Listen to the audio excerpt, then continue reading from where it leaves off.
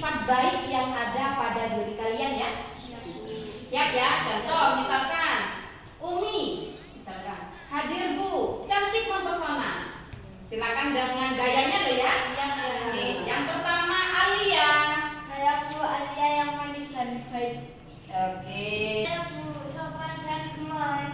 Gemoy, gemoy ya. Oke, semoga terwujud gemoynya. Devian. Saya Bu, Devian yang ganteng dan baik hati. Oh, ganteng dan baik hati.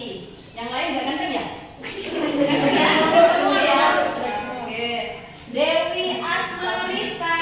Saya Bu ramah dan baik hati. Oke. Semuanya baik-baik. Valencia. Saya Bu Helen yang manis dan gemes. Jangan sampai merauke sejak pulau-pulau, sambung menyambung menjadi satu, itulah Indonesia. Tanah airku Indonesia. Selanjutnya, Bu Guru ingin tahu pemahaman kalian tentang materi sebelumnya. Apa sudah dipahami atau sudah dilupakan? Ya. Oke. Yang pertama, karena kita masih pembahasan tentang sholat, maka kaitannya dengan materi sebelumnya yaitu tentang sholat juga. Gitu ya. Yang pertama, silakan ajukan tangan yang bisa menjawab. Ada berapa waktu sholat wajib dalam satu hari satu malam? Silakan. Ada 5 waktu. Ada 5 waktu. Siapa juga yang bisa menjawab sholat apa saja 5 waktu itu? Bebas, silakan ajukan tangan siapapun. Oke, yang belakang. Subuh, zuhur, asar, maghrib, isya. Oke, ada 5 ya. Subuh, duhur, asar, maghrib, dan isya. Isya. Selanjutnya apa yang harus kita lakukan sebelum melaksanakan sholat? Siapa? Ayo. Bersuci dari hadas dan najis. Bersuci dari hadas dan najis. Jadi ada hadas, ada najis yang harus kita sucikan dulu. Tidak semata-mata habis main kalau langsung sholat, itu tidak. Akan tetapi harus bersuci dari hadas dan najis. Yang terakhir, apa yang akan terjadi ya jika kita sholat dalam keadaan tidak bersuci? Ya. Batal dan tidak sah. Batal, sholatnya batal dan tidak sah. Maka ketika kamu melaksanakan sholat tanpa bersuci, maka sholatnya sia-sia. Oke, paham ya? Anak-anak, karena tadi kita sudah mempelajari mengingat tentang materi-materi yang minggu lalu, maka hari ini alangkah baiknya jika kita mempelajari tujuan. Ini silakan disimak. Jadi tujuan pembelajaran hari ini adalah yang pertama, menyebutkan, siswa-siswi dapat menyebutkan hal-hal yang membatalkan sholat. Jadi kalian harapannya nanti ketika sudah pembelajaran ini mampu atau bisa menyebutkan hal-hal yang membatalkan sholat. Yang kedua, kalian mampu menjelaskan alasan kenapa sih kalau begini sholat saya batal? Ya, kenapa sih kalau begini sholat saya tidak sah? Nah, itu tujuannya agar kalian bisa mengerti. Yang ketiga, kalian mampu menerapkan pengetahuan tentang hal-hal yang membatalkan sholat dalam kehidupan sehari-hari. Jadi tidak hanya kalian tahu saja, akan tetapi kalian bisa mengaplikasikan dalam kehidupan sehari-hari. Ketika sholat, kalian bisa meneliti, bisa berhati-hati dalam bertindak, dalam melakukan sesuatu yang kiranya dapat membatalkan sholat. Baik, untuk selanjutnya kita langsung ke materi. Yuk, silakan kalian bentuk kelompok. Silakan pilih sendiri temannya, bebas. Yang jelas jumlahnya harus pas. Oke, ini ada 3 pembagian kelompok ya. Silakan kelompok 1. Ya, ini kelompok 1 ya. Dengan masalah ini. Terjadi gangguan saat sujud. Ini masalahnya. Jadi kalian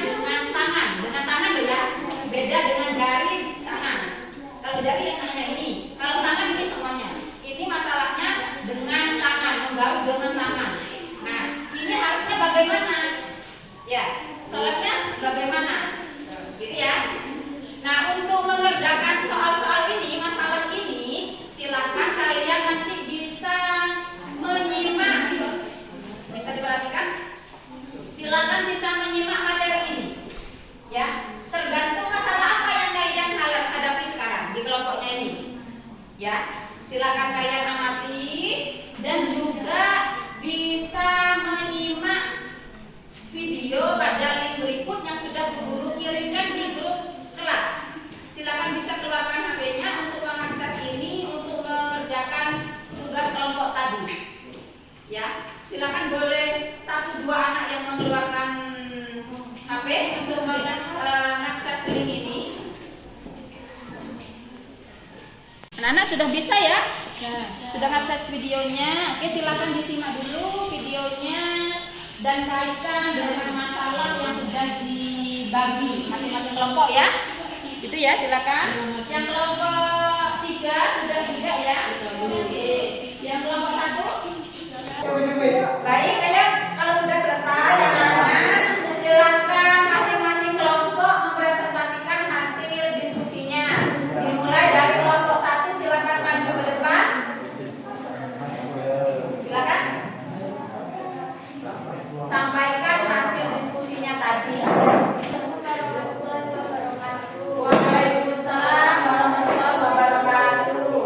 Kami dari kelompok 1 ingin menyampaikan hasil diskusi kami, yaitu terjadi gangguan saat sujud, tiba-tiba ada seekor semut merayap di lengannya. Menurut jawaban kami adalah tidak membatalkan sholat asalkan tidak melakukan gerakan yang berlebihan. Nah, itu jawabannya. Jadi misalkan dalam sholat kamu ketika sujud ada semut, kamu takut digigit, misal, boleh kamu bergerak membuang itu semut, ya, asalkan gerakannya hanya sekedarnya saja, pakai jari. Ya, bisa dipaham?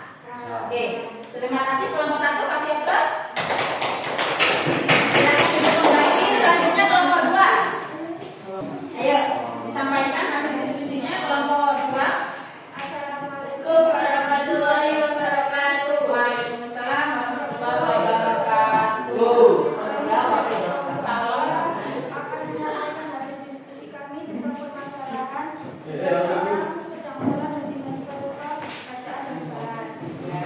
Jawaban kami adalah silakan berhenti dan mengulang sholat.